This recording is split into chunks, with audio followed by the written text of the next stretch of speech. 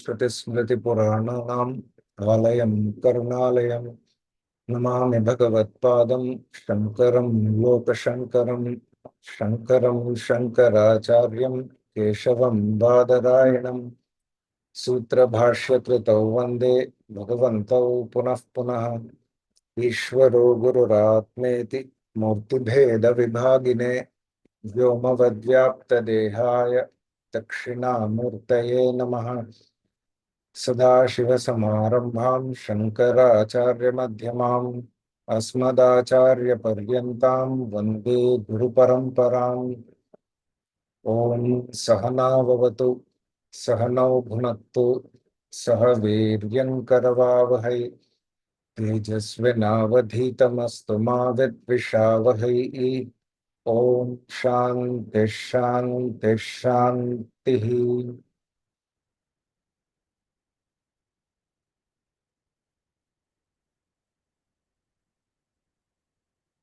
So we were looking at verses 2 and 3 in the last class.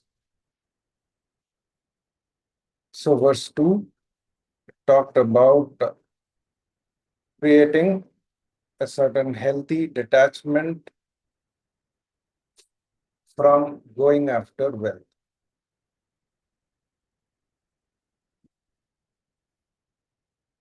So Shankaracharya said, Mudha jahihi dhanagama trishnam kuru sadbuddhim manasi vritrishnam yat labhase nija karmopatam vittam tena vinodaya chitta.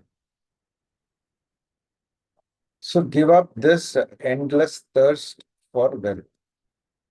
So dhanagama trishnam jahi.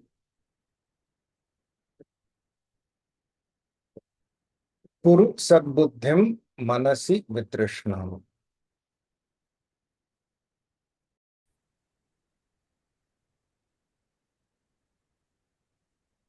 I just got a message from Usha Patel that her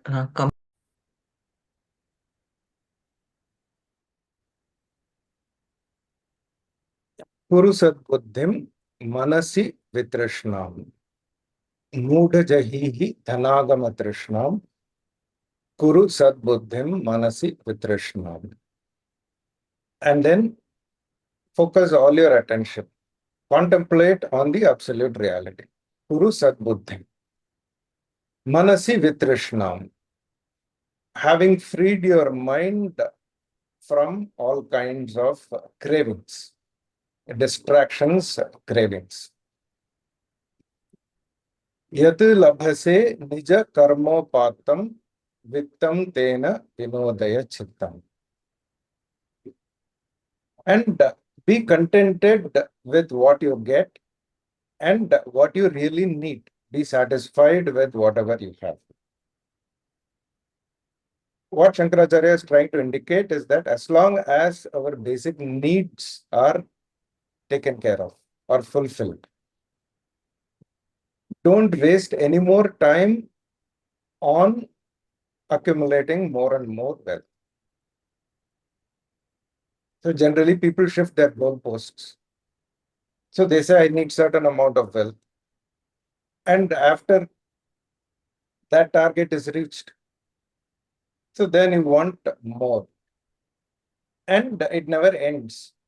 So this craving for wealth, it just continues forever. So Shankaracharya says that it is not helpful and don't waste your time.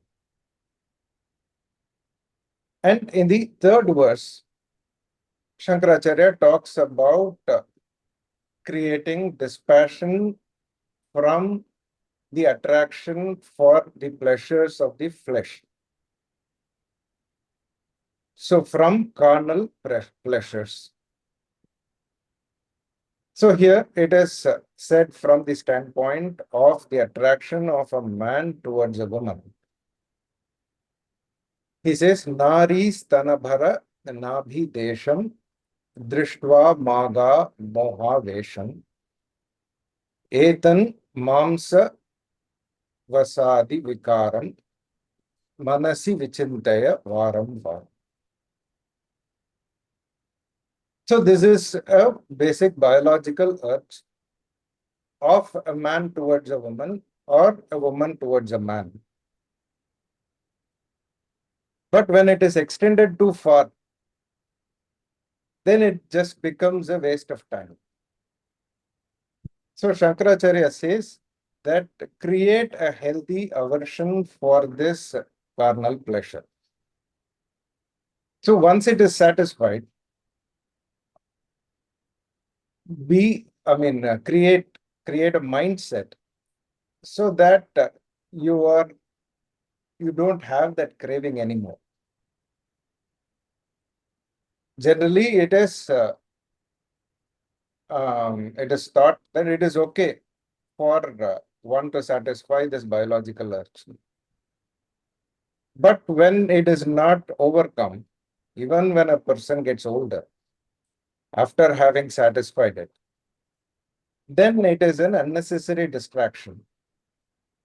And a lot of time is unnecessarily wasted, which could be more productively spent.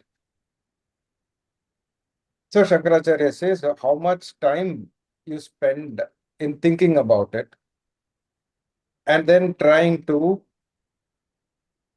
get that pleasure, and then the time spent in actually enjoying that pleasure. So all of that is avoided when one grows out of it. Again, so in Vedanta, we don't talk about suppressing this desire, but we always encourage growing out of this desire.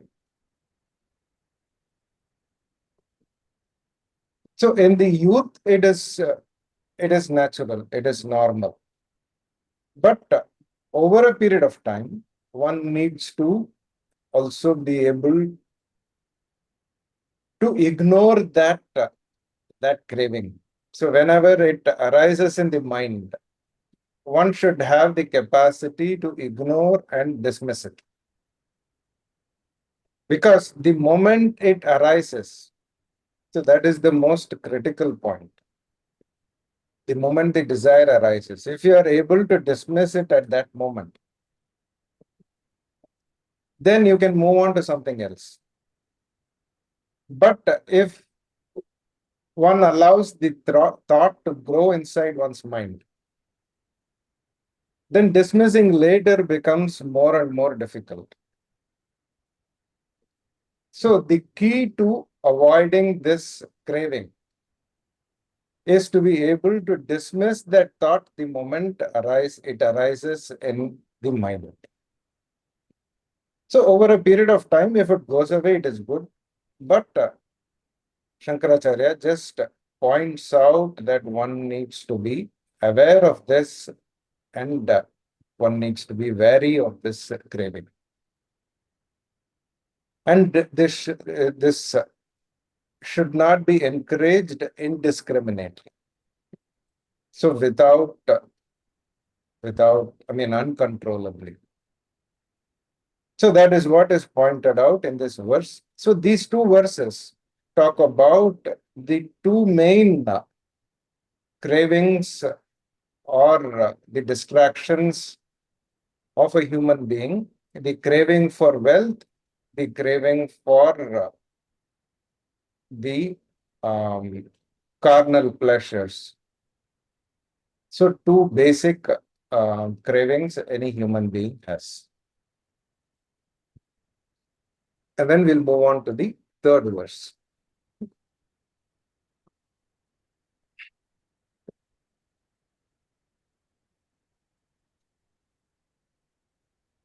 And then in the second verse also, he talks about how to bring in an opposite thought.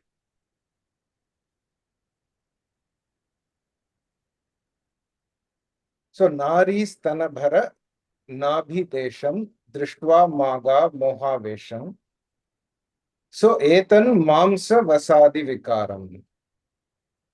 So, he says, you get rid of that craving by repeatedly contemplating on what is this craving really for? So this is in Sanskrit. Technically, it is called Pratipaksha Bhava. So bringing in a thought which is opposite to what is there in the mind, what arises in the mind. So one dismisses the other. So if the thought of craving comes, then Shankaracharya says, think about what is that craving really about. So it is craving for the flesh. If you really think about flesh, so then it is just made up of flesh and bones and sweat and all filthy stuff. So Shankaracharya says, is it really worth the craving for something like that? So that is taken to an extreme level. But still, when one really inquires into this craving, then one finds that it is the truth. So it is craving for what? I mean, something that is really dirty. So sweat, no one wants to go and touch sweat normally. And then if you look at the body also, even though the craving is there, which is a basic biological urge, but still when one inquires into that urge, one finds that it is an urge for something that is really not worth it. That is not really worth all the trouble. So the pleasure that one gets at that moment, and even that pleasure also is from what? From something that is really dirty. So skin, flesh, sweat, all of that filthy stuff. So that is what I'm craving for. So is it really worth it? So when one brings in this kind of thought, so an opposite thought, a contrary thought, then the craving also subsides. So this has more to do with educating the mind and slowly enlightening the mind. So in this manner, one needs to get rid of this craving for the opposite sex. And then moving to the next verse, verse number 4. Nalini dalagata jalamati taralam tadvajjivitamatishaya chapalam vidhi vyadhyabhimangrastam lokam shokahatam cha samastam nalini dalagata jalamati taralam tadvajjivitamatishaya chapalam vidhi vyadhyabhimangrastam lokam shokahatam cha samastam. So in this verse, Shankaracharya says, Nalini dalagata jalam ati taralam. So Nalini dalagata jalam. So the water on a lotus petal. So water drop standing on a lotus petal. See, lotus petal, so that does not allow the water droplet to stick onto it. So, but still there are some water petals that are there and for a very fleeting moment. So the example here is Nalini dalagata jalam ati taralam. So the presence of that water droplet on this lotus petal, that is very, very momentary, very, very fleeting. Ati taralam. So it is very ephemeral. Tadvat jivitam atishaya Chappalam. In the same manner as one's own life on this planet. See, we may think that we live for a long time. If someone lives for 80 years, 90 years.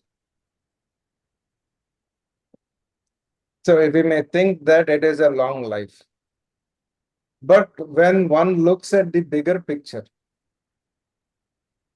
this is nothing when we look at the larger picture.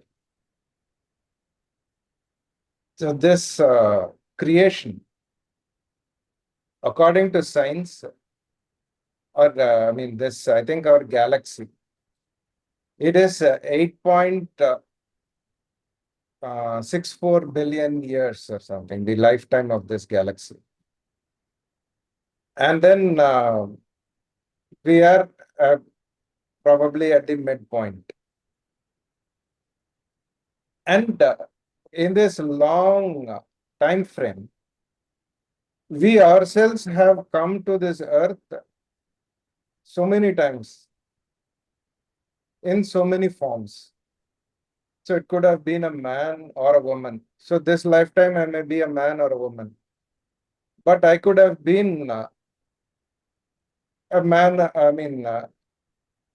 a person having different gender in the earlier lifetime. And that is why I have accumulated so much karma. And I keep doing that again and again. So even this lifetime, when I inquire into it, so if I'm 30 years old or 40 years old, it feels like just now I finished school. And then by the time I realize I'm 30, 35. And then now I feel, okay, I have my whole life ahead of me. Then before I can really pick up, so I'm 50. So we don't realize how time flies, how fast time flies without even our noticing it.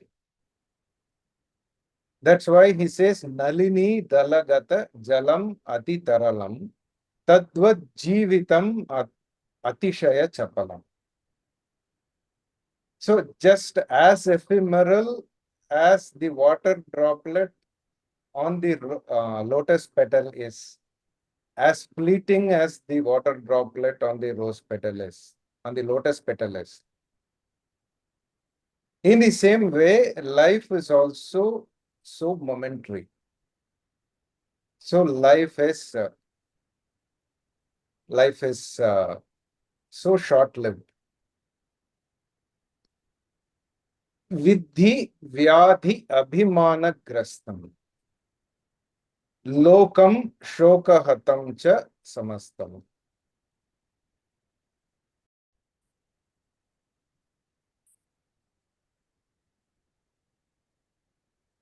So with the understand, vyadhi abhimana grastam. So even this lifetime, short lifetime that we live, that also a lot of time is spent in health issues. Vyadhi abhimana grastam. So one is health. Taking care of my health. I mean, everyone has some health issue or the other. There is no human being who has perfect health. So maybe one may have perfect health in the youth. That is also a very short duration. So after that, there is some problem or the other. So you have to spend time taking care of it.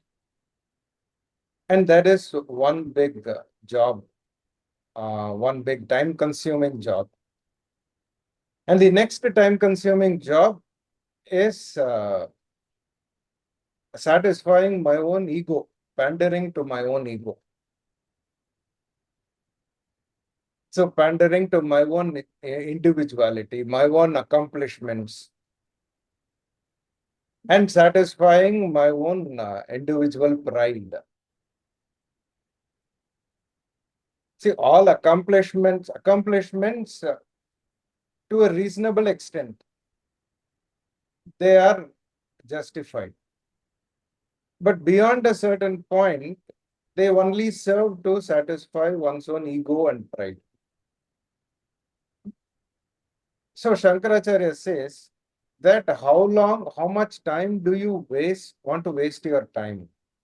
How much time do you want to waste on just pandering to your ego?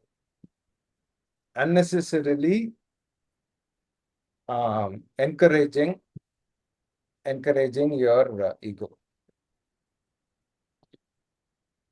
So that is vyadhi and abhimana. Time spent, time wasted on health issues, and then time spent on pandering to one's ego. So if you take away all that time spent on all these things, then what remains is very, very little. So lokam shokahatam cha samastam.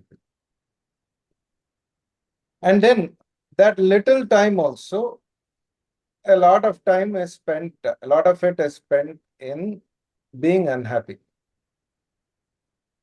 So unhappy about something or the other. So about what I did, what I did not do. So it could be any hurt, any kind of guilt. So what I did to someone, what someone else did to me. So all that causes unhappiness. So when you look at a person's life, a lot of time is spent on all these things. Shankaracharya says it's not, one needs to be aware of this. So if I'm not aware of this, then I tend to justify all the time I spend on these lines. So if I spend too much time thinking about my own physical body, then I justify to myself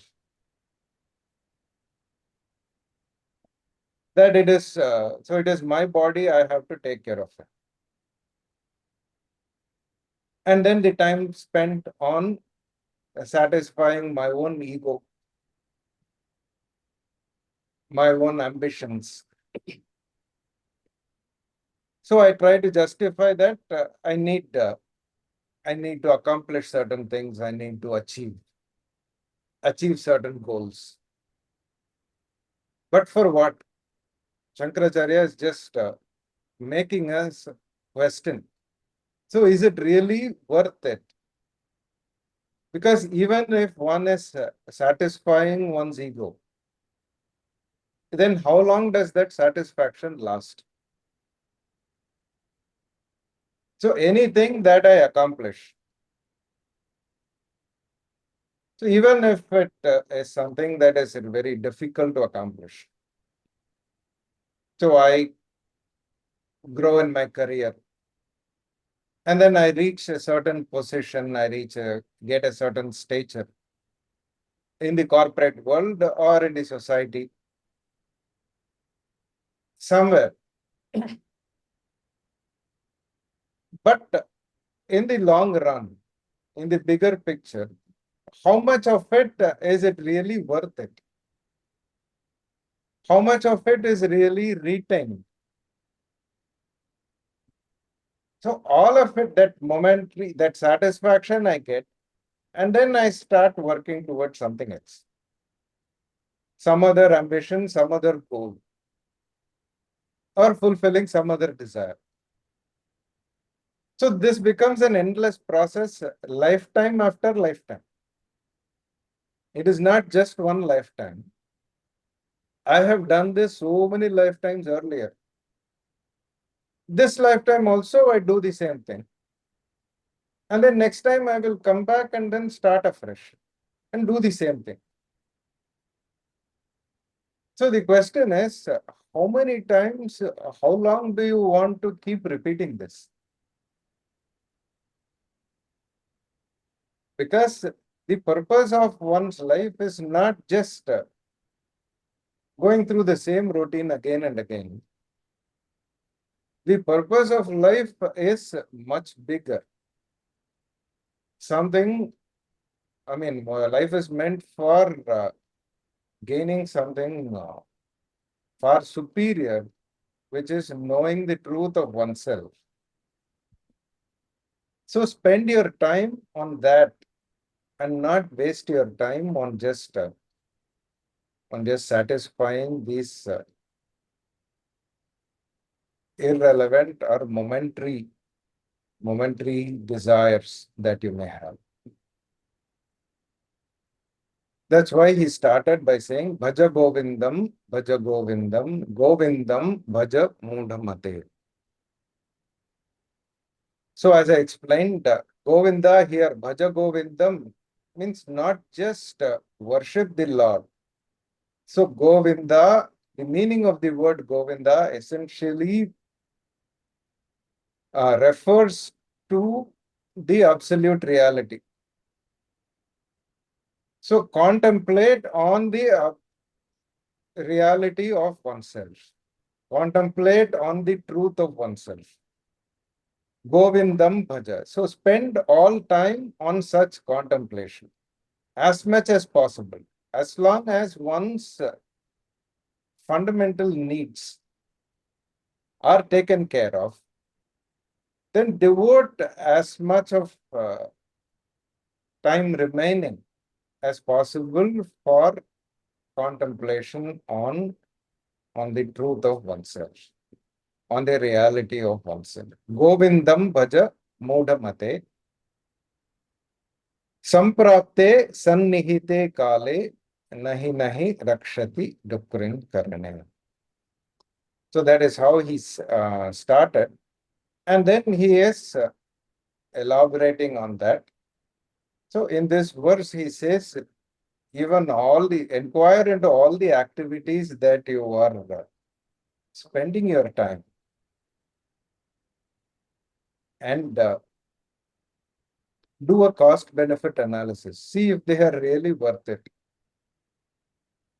So all these verses, they also indirectly advise us to get our priorities in life clear. What are really your priorities? Is it making money, or is it satisfying your own sensory pleasures or desires? And or is it just spending time on all these activities that only give momentary joy? There is something far more important than all of this. So repeatedly thinking about this helps me structure my life properly. Otherwise, by the time I realize, as Shankaracharya says here, by the time I realize, I will be ready to retire. So there won't be much time left, because one has spent all of one's prime life in other activities. So spirituality also requires a lot of contemplation. And for contemplation, you need energy. And when one gets older, that the energy for contemplation also reduces. So when one starts thinking on these lines much earlier in one's life, then one can get one's priorities clear.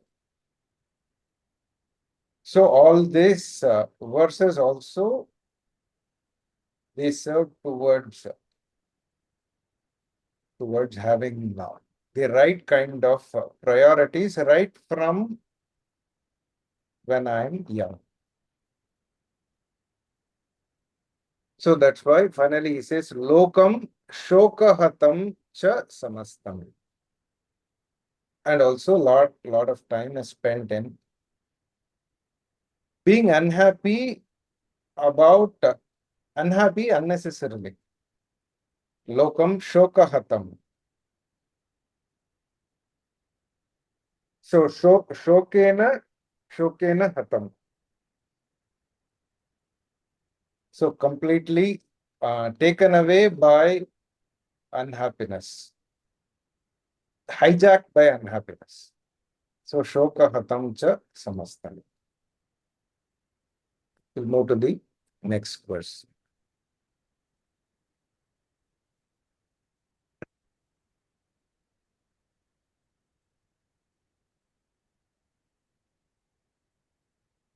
Verse number 5.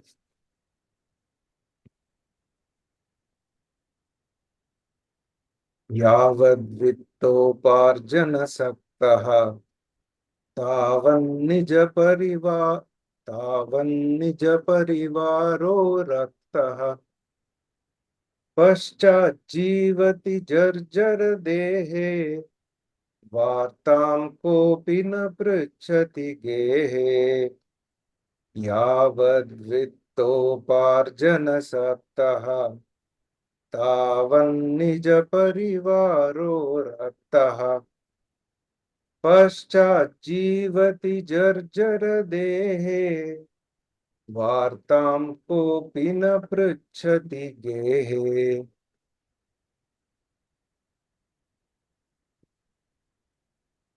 So in this verse, he is pointing out a fundamental truth of life. So how long one is respected in this world? Why people respect anyone in this world? So all these verses may sound a little harsh, but they are not really incorrect. So yavad vitta uparjana saktaha. As long as one has the ability to earn money, tavat nija parivaraha rakta. So long one is respected by one's family. So what it means is that only as long as one is useful to others. So only till that point, one is respected by the other people. And then later, when people can take care of themselves or when people don't need this person, Paschat Jivati Jarjara Dehe Vartam Kopina Prichati Gehe. So after one becomes old, so Jarjara Dehe, and the body is not that fit for being productive. Vartam Kopina Prichati Gehe. No one even inquires about your welfare. So Vartam Kopina Prichati. So this happens when people become old. That's why many people, they plan for their old age so that they are not dependent on anyone else. Because lot of in India, so there is this practice that one takes care of one's parents in their old age. But in so many families, so they are not taken care of properly. So this person has raised his or her children, so struggled throughout one's life. and then educated them, provided for them. And then when this person becomes older, so the son or daughter, they get married. So most of the time, the spouse doesn't want to take care of the older people. So if it is the husband's parents, the wife says, I don't have anything to do with your parents. I can't take care of them. So that happens very often nowadays. That is very common. Or if it is the wife's parents also, the husband says, I have my own parents, and so I can't take care of your parents. So it can happen both ways if they don't have other children to take care of them. So that's what Shankaracharya says, that even your family commitments you fulfill by keeping this in mind.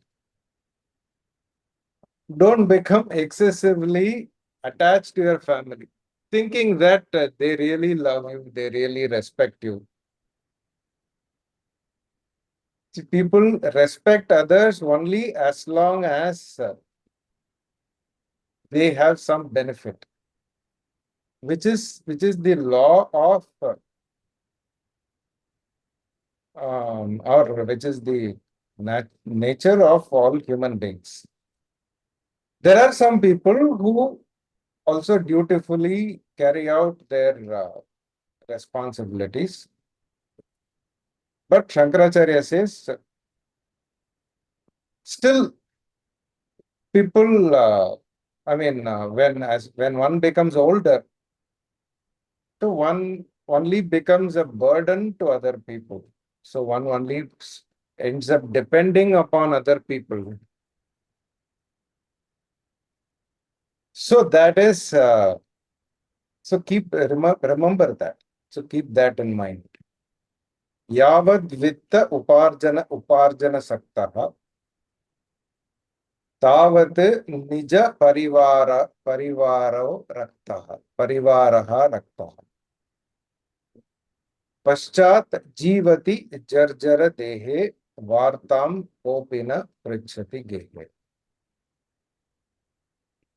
So पश्चात्, after that, after your productive life is over, so जीवति jarjara dehi. So when your body becomes old and loses its strength, vartam kopina prichati gehe. So no one even cares to inquire about your welfare. No one respects you anymore. So the extension is that even while you are fulfilling your duties towards your family, it could mean, whoever you are supporting, still be detached, do it with detachment. Don't excessively get attached. Because the whole relationship is based on whether it is mutually beneficial. Every relationship, whether it is the relationship of a husband with a wife or vice versa, or whether it is the relationship of a child with one's parent or a parent with one's child. So any relationship is only based on this premise. It is fundamentally selfish. All relationships are selfish. That is the truth. That is the fundamental truth. And it is better we accept it. Accept it for a fact. If we say, no, my son is not like that, my daughter is not like that, my relatives are not like that, then we are only living in a fool's paradise. So that is why I mentioned in the last class also, there is one section in the Brihadaranyaka Upanishad. So Maitreya Brahmana. So where Yajnavalkya wants to take sannyasa and he goes and asks for permission from his two wives. So the teaching that he gives to one of his wives, he says anything is dear to oneself only for the sake of oneself. A husband is dear to the wife only for the sake of herself. A wife is dear to the husband only for the sake of himself, not for the sake of the wife. And a son is dear to a parent only for the sake of the parent, not for the sake of the son. Because the son or daughter gives you some pleasure, so they become dear to you. When they don't give, when they go against your wishes, then they don't remain as dear anymore. So sometimes children don't listen to their parents. So don't do what their parents want them to do. Then there is a big fight. So they are not as dear anymore as they were earlier.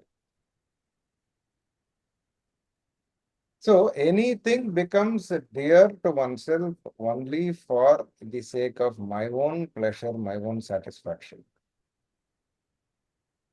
This is what Yajnavalkya tells Maitreyi in the Brihadaranyaka Upanishad. I am not making it up. So whoever it is, however dear the person is to you,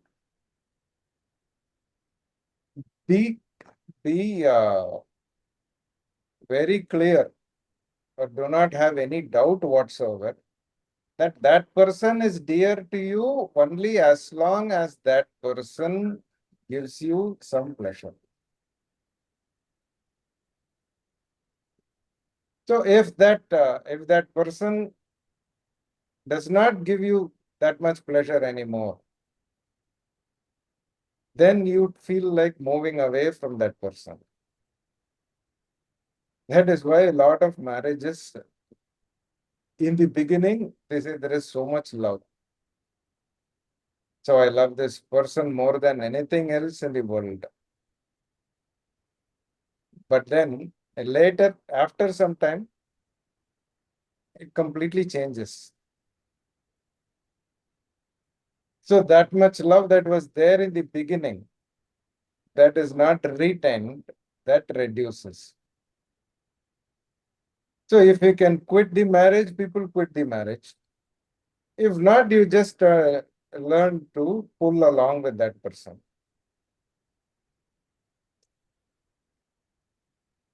So after they have a child, so then the child becomes the glue, so binding factor.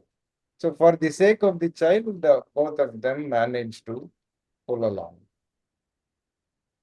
So what I'm saying is, the love also does not remain a constant. Because I love anything in this world only for the sake of myself, not for the sake of the object itself. Wealth also is dear to me for this because of the pleasure that I think it can give me. And the same thing is true of all of all relationships. So that's what he says in this verse. Yavat vitta uparjana saktaha tavan nija parivaro raktaha paschat jivati jarjara dehe vartam kopina prichati gehe. And what this verse also indicates is that still there is no need for one to not show any love and care. See, that is not what Shankaracharya is saying. what Shankaracharya is saying, that you can show love and care, but without attachment. So without demanding anything from the other person. So just showing love and care, that is within your hands, that is in one's hands. But demanding from the other person, that depends on the other person.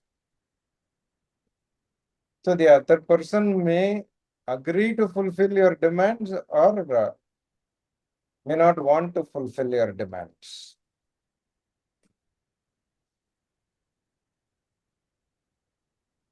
So that is that has to be kept in mind.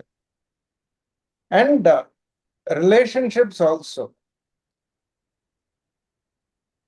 according to Vedanta, relationships also are meant for settling accounts. So some karmic connection that we have with this person, that we need to settle in this lifetime. See, any person we are very closely related to in this lifetime. The Shastra says it is because there is some karmic connection between these two people, that is why they are so close. That's why in India they say that marriages are made in heaven. So because people get married to another person only when there is a very strong karma. So it may be good karma, it may not be very good karma also. So, but there is a strong karmic connection. If I stay with that person, then instead of getting attached to that person, I should focus more on getting myself extricated from the karmic bondage. So still continue to love and care, but at the same time, slowly get rid of the attachment that I developed for that person. Because attachment is a natural consequence. And that is something that has to be worked on, that one needs to consciously overcome. It doesn't happen accidentally. It doesn't happen on its own. But if I make that effort to settle accounts, then the freedom that I experience, that is that cannot be explained. I mean, that only has to be felt. So if I have done whatever I needed to do this person, to do to someone, so then I get freed from the karmic connection that I have with that person. So technically, we also call it debt towards people, towards parents, debt towards teacher, debt towards the society. I need to, in this lifetime, I need to repay all those debts so that I'm freed from that karmic connection. So in other words, this is also called settling accounts with the world that I'm associated with the people that I'm associated. So for that, I need to, I need to show the required amount of love and care, but still not be attached, still not be bound to people. So binding myself, see, binding love is something, and love without bondage is freedom. Love with I mean, binding love is bondage. And love without demands or bondage is freedom. And that can happen only when I understand why I have this love in the first place. I have this need for loving someone in the first place. See, I have a need for loving. I have a need for being loved by someone else because I feel incomplete. If I feel complete, then I don't need any love from anyone. I can just be happy with myself.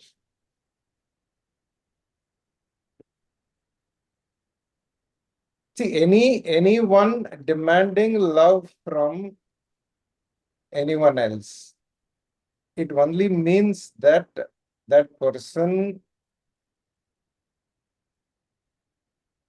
lacks self-love.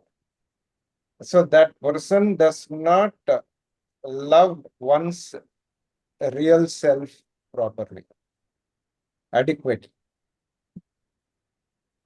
That is why I crave for love. I crave for love from people. I crave for love from animals.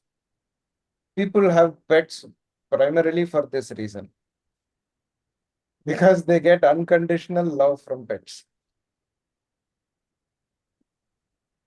There is no other reason one needs to have pets.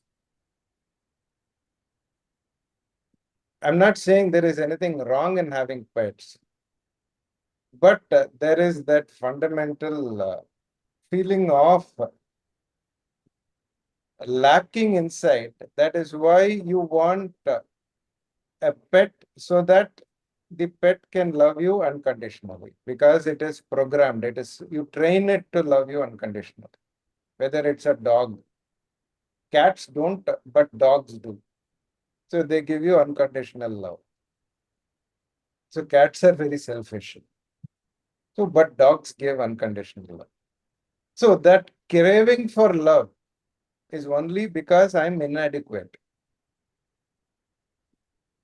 So I'm not happy with myself. I'm not complete. So any karmic connection, settling accounts with that karmic connection, it gives you that much freedom so that I can turn inward. I can enjoy myself more. If that karmic account is not settled, then that will keep bothering me. So, from this verse, what we also understand is that we should use our relationships to settle accounts, but not be under the false idea that people love me for my sake. So, any love by anyone is only selfish in nature. Love is fundamentally selfish. So, keep that in mind and operate in this world so that you don't end up being disappointed later. So, because some parents also complain later, I did so much for my children, now they are not reciprocating it. So, why did you expect from your children that they will reciprocate it in the first place? So, that was the basic mistake, that my son will reciprocate all the love that I showed, all the difficulties I went through for taking care. So that expectation is a problem. So don't expect But use the opportunity given wisely. Use the time given in your, to be alive. So wisely and very objectively. So that's what he says in this verse. Yavad vitto parjana saktaha tavan nija parivaro raktaha पश्चात जीवति जर्जर देहे वार्ताम पृच्छति कोपि न देहे. So people are you get adequate respect only as long as you are useful to other people. Later you will not, and be prepared for that. So again, this verse, it is only meant to meant for us to understand the fact of life so that we don't regret later. We don't feel bad later.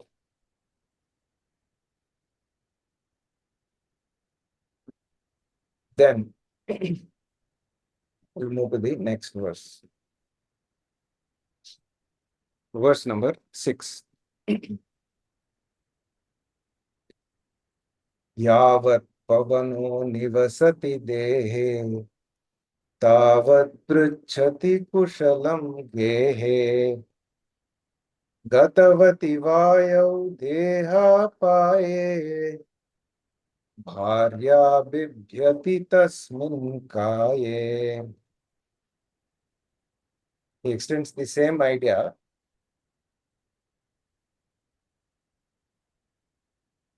but a little more bluntly he extends it. Yavat pavanaha nivasati dehe.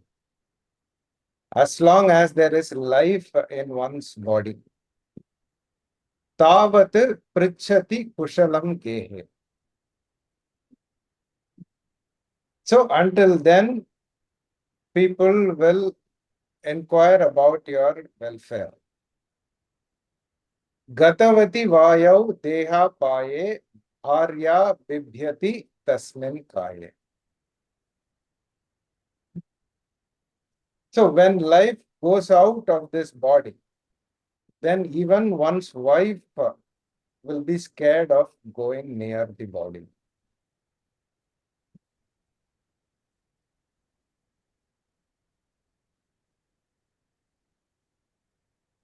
So people don't think people, the attachment people have is really for you, the individual. Because the individuality survives only as long as life is there. And the cause of giving life is that consciousness. So when consciousness leaves the body, when life leaves this body, then no one will have any value for this body.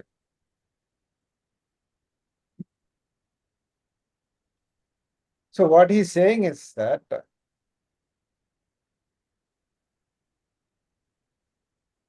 so excessive attachment or excessive focus on the physical world is not very helpful, is not productive.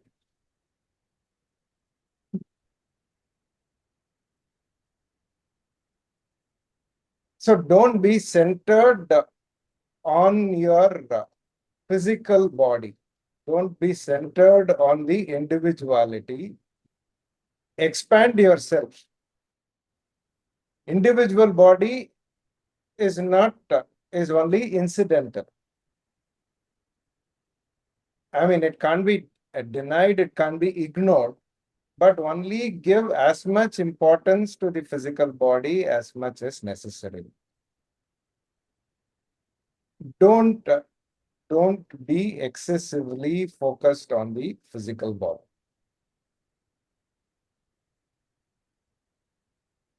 Because this physical body is only very temporary in nature. So as long as life is there, which is for a short duration, and then after you quit this body, then you will have to move on. So you will have to leave this physical body. It won't be of any use anymore. So we'll stop here and then we'll continue next week. Om Purnamadah Purnamidam Purnat Purnamudachyate Purnasya Purnamadaya Purnamevavasishyate. Om Shanti Shanti Shanti. Harihi Om Shri Gurubhyo Namaha. Harihi Om.